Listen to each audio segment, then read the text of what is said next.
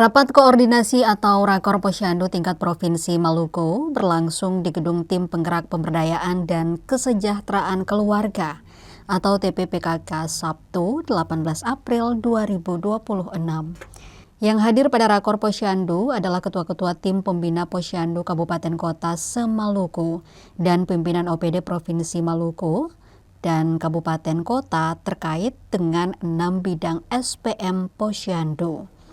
Narasumber pada acara Rakor adalah Direktur Fasilitasi Lembaga Kemasyarakatan dan Adat Desa, PKK dan Posyandu Ditjen Bina Pemdes Kemendagri.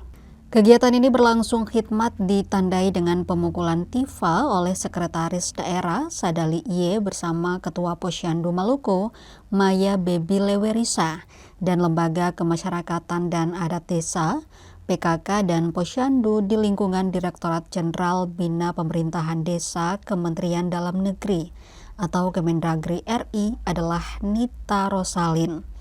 Kegiatan ini nantinya menyasar dalam peningkatan kualitas pelayanan gizi dan kesehatan masyarakat, khususnya ibu dan anak. Pelaksanaan rapat ini juga untuk memperkuat sinergi serta dapat menyosialisasikan rencana strategis Posyandu ke masyarakat. Ketua Panitia Elna Sitorisme Anakota dalam laporannya mengatakan pelaksanaan rakor ini sebagai bentuk persamaan persepsi dengan memastikan berjalannya 6 standar pelayanan minimal atau SPM kepada masyarakat.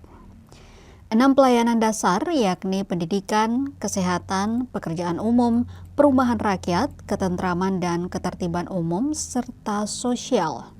Berbagai program nantinya akan digagas dalam forum ini. Tak hanya sektor kesehatan, bidang pembangunan juga dibahas. Melalui kegiatan ini diharapkan dapat bermanfaat dan membantu masyarakat dalam peningkatan kualitas hidup dan kesejahteraan. Republik Indonesia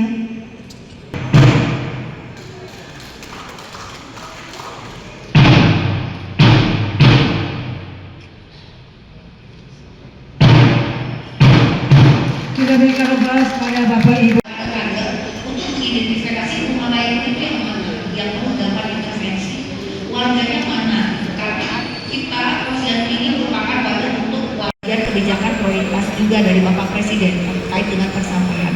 Nah, kita bisa mulai dari keluarga, dari rumah tangga, bagaimana kita sudah akan mulai untuk memilih SIMAS, pemberdayaan air minum berbasis masyarakat.